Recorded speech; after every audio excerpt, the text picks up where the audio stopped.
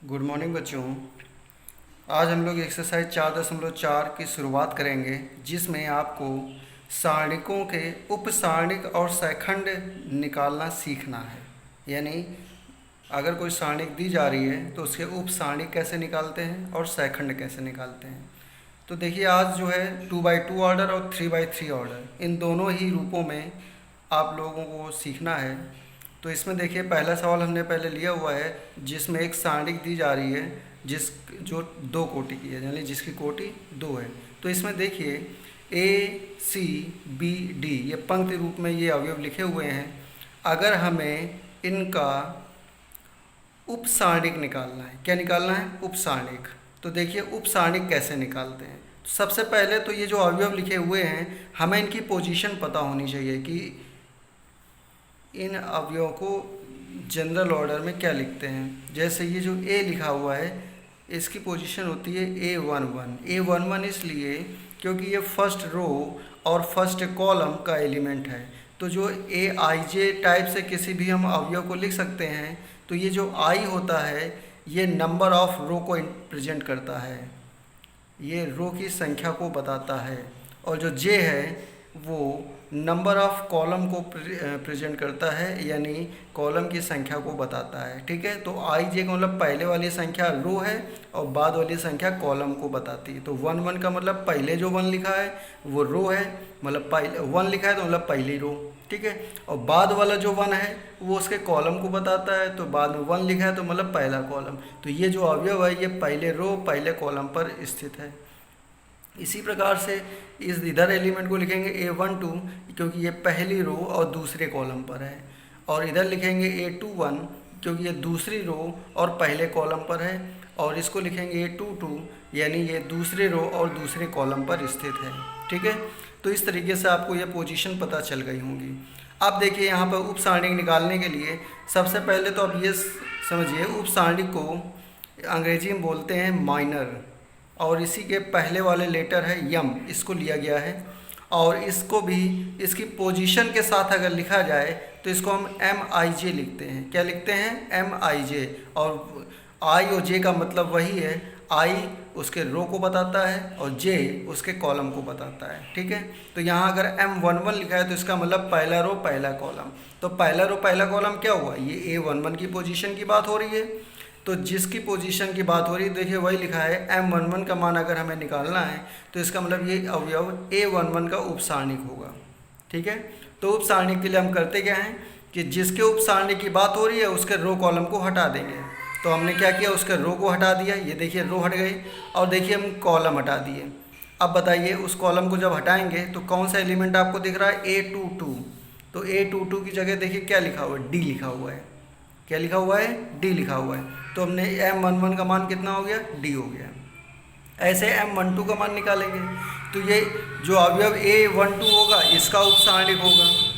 ठीक है, ये जो अवयव A12 होगा इसका उपसारणिक होगा।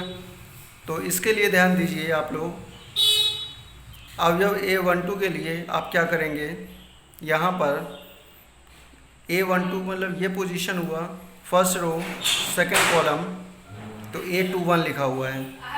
A21 के एलिमेंट कितना है? B है, तो यहाँ पर इसका लिख देंगे B। आ गई बात समझ में? अब इसके बाद M21 का मान निकालेंगे। तो M21 मतलब सेकेंड रो फर्स्ट कॉलम का एलिमेंट हटाइए आप, तो सेकेंड रो हटाएंगे, ये सेकेंड रो हो गया, ये फर्स्ट कॉलम हो गया। क्या एलिमेंट बचता है? A12। A12 की पोजीशन में क्या वैल्यू लिखी है? C, तो यहाँ पर लिख देंगे C। ठीक है, अब M22 लिखेंगे। तो M22 के लिए सेकेंड रो सेकेंड कॉलम हटाइए, सेकेंड रो सेकेंड कॉलम हटाइए, तो A11। तो A11 की पोजीशन में क्या लिखा हुआ है? A, तो हमने लिख दिया A। तो इस प्रकार से आपके जितने भी यहाँ पर ये अवयव दिए जा रहे थे उन सभी के ये चारों उपसारणिक के मान जो होंगे वो ज्ञात हो जाएंगे। ठीक है, तो इस तरीके से आपको निकालना है। चलिए अब आगे बढ़ते हैं सैखंड में। तो सैखंड में देखिए आपको क्या करना है। इसके लिए हमने आपको फार्मूला बताया था कि CIJ बराबर होता है -1 की power I + J into MIJ। ये फार्मूला होता है। ये फार्मूला कब लगाते हैं? ये फार्मूला हम लगाते हैं जब हमें किसी भी दिए गए सारणी का सैखंड निकालना होता है। तो सैखंड निकालने के लिए ध्यान दीजिए, तो जब हम C11 का मान निकालेंगे तो मतलब I की जगह भी हमें 1 रखना है और J की जगह भी हमें 1 रखना है। तो यहाँ पर इस फॉर्मूले में मान रख दीजिए। तो -1 की पावर 1 + 1, जैसे I + J लिखा हुआ है वैसे ही 1 + 1 इंटू MIJ यानी M11, ठीक है। तो यहाँ पर देखिए आगे, तो इसका मान क्या हो जाएगा, -1 की पावर 2, और M11 का मान आप पहले निकाल चुके हैं। M11 का मान आपने पहले निकाला है, क्या है, D, तो यहाँ उसका मान रख देंगे। तो -1 की पावर 2, इसका मान सम संख्या अगर पावर में है तो इसका मान +1 आता है, तो +1 इंटू D करेंगे तो D आ जाएगा, ठीक है। ऐसे C12 का मान, तो 12 मतलब -1 की पावर 1 + 2, और M12 का मान देखिए क्या है, B है, उसको रख देंगे। और -1 की पावर 3 का मान -1 आएगा, तो -1 गुणे B -B हो जाएगा, ठीक है। ऐसे C21 का मान निकालेंगे तो -1 की पावर I + J मतलब 2 + 1 इंटू M21 का मान देखिए आप निकाल चुके हैं, क्या है, C है। M21 का मान C है, तो उसके लिए यहाँ पर C रख देंगे। और 2 + 1 3 होगा, तो -1 की पावर 3 और इसका मान -1 होगा, तो -1 इंटू C -C आ जाएगा। और C22 करेंगे तो -1 की पावर 2 + 2 इंटू M22, यानी आपको इसी में सारे मान रखने हैं। तो और ये उप सारणी के मान आप पहले निकाल चुके हैं, तो वो मान यहाँ रख दीजिए, ठीक है। तो इसका मान कितना आ जाएगा, A आ जाएगा। तो इस तरीके से C11 का मान D आ गया, C12 का मान -B आ गया, C21 का मान -C आ गया, और C22 का मान A आ गया। तो इस तरीके से आपने 2x2 ऑर्डर में अगर कोई सारणिक दी जा रही है तो उसके उप सारणिक और सेकंड कैसे निकालते हैं, इसको आपने सीखा, ठीक है। अब इसके बाद आगे बढ़ते हैं, अब आते हैं 3x3 ऑर्डर में। तो 3x3 ऑर्डर में भी देखिए उप सारणी कैसे निकालने हैं। तो ध्यान दीजिए, जब हम 3x3 ऑर्डर की बात करते हैं तो यहाँ पर अवयवों की संख्या बढ़ जाती है। अब यहाँ पर अवयवों की संख्या देखिए टोटल 9 हो जाएगी, तो हम सभी का उप सारणिक और सभी का हम सेकंड निकालेंगे, ठीक है। तो यहाँ पर देखिए, अगर हमें M11 का मान निकालना है तो क्या लिखेंगे, A11 का उप सारणी लिखेंगे। तो M11 तो फर्स्ट रो फर्स्ट कॉलम हटाइए, देखिए क्या बचा, 5 -1 1 और 2, तो ये 5 -1 1 2, अब ये 2 ऑर्डर बन गया। अब इसको क्या करेंगे, इसको क्रॉस मल्टीप्लाई, यानी क्रॉस मल्टीप्लाई कैसे, कहने का मतलब ये है, पहले मुख्य विकर्ण का गुणा, फिर माइनस लगा के दूसरे विकर्ण का गुणा, मतलब 5 दूनी 5 गुणे 2 10, और माइनस का चिन्ह लगाएंगे, फिर 1 गुणे -1 करेंगे तो -1, तो कितना हो गया ये 10 + 1 यानी 11 आ गया, ठीक है। ऐसे ही M12 का मान निकालेंगे। M12 का मतलब क्या हो गया, आप कौन सा हटाना है, पहला रो हटाना है और दूसरा कॉलम हटाना है। तो आप पहले रो हटा दीजिए और दूसरा कॉलम हटा दीजिए। देखिए क्या एलिमेंट नज़र आए, 3 0 -1 2, तो देखिए 3 0 -1 2। अब इसको सॉल्व कर लीजिए, तो 2 गुणे 3 6, और माइनस का चिन्ह लगाएंगे, और 0 गुणे -1 0, तो इसको हल करने पर 6 आ गया। ऐसे ही M13 का मान निकालेंगे, इसका उप सारणी निकालेंगे। तो M13 मतलब फर्स्ट रो थर्ड कॉलम, तो फर्स्ट रो देखिए हटा हुआ है, थर्ड कॉलम हमने और हटा दिया, तो क्या बचा 3051 3051, तो देखिए 3051। अब इसमें क्या करेंगे, फिर से वही काम, आप पहले मुख्य विकर्ण का गुणा, 3 गुणा 1 3, माइनस दूसरे विकर्ण का गुणा 0 गुणे 5 0, हल कर लेंगे 3 आ गया।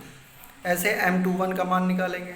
अब M21 का मतलब क्या हो गया, second row first column, second row first column, तो हमने अब क्या किया, सेकेंड रो को हटाया और फर्स्ट कॉलम हटाएंगे। तो ऊपर देखिए लिखा है 04 और नीचे लिखा है 1 2, तो देखिए 04 1 2, ठीक है।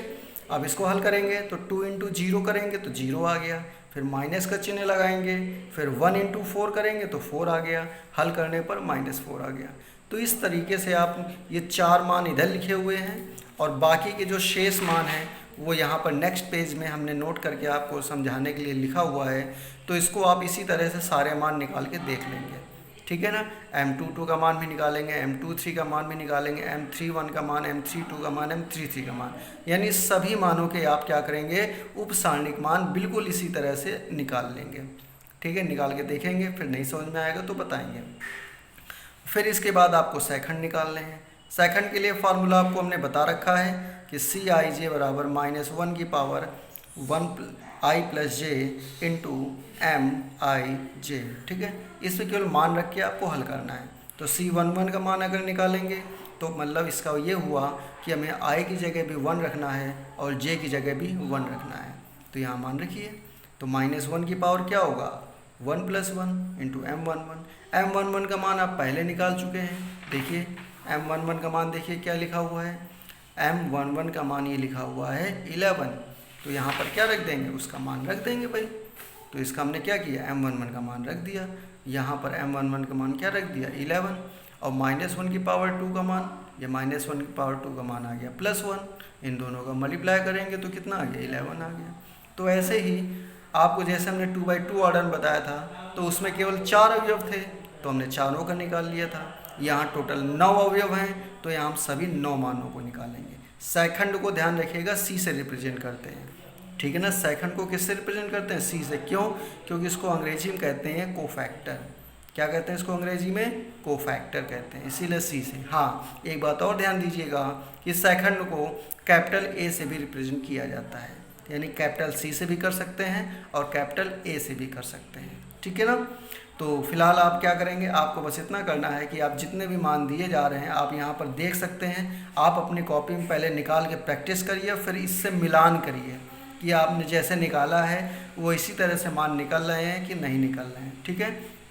तो आपको इतनी प्रैक्टिस करनी है कि सभी दिए गए 2/2 ऑर्डर हो या 3/3 ऑर्डर हो, उसमें उप सारणिकों के निकालने हैं मान। अब उप सारणिक हो चाहे सेकंड हो, दोनों के मान निकालने हैं। उप सारणिक को किससे रिप्रेजेंट करते हैं, MIJ को, और सेकंड को किससे रिप्रेजेंट करते हैं, CIJ से, ठीक है ना। और CIJ का फार्मूला क्या होता है, ये भी हमने आपको बताया कि -1 की power I + J into MIJ। तो इस तरीके से आप इन सभी मानों को निकालेंगे, और इससे जो ये आपके स्क्रीन में सामने दिख रहे हैं, इससे आप मिला के देखेंगे कि आप निकालना सीख पाएँ या नहीं, ठीक है। इतना सीखिए, बाकी फिर अगले क्लास में। धन्यवाद।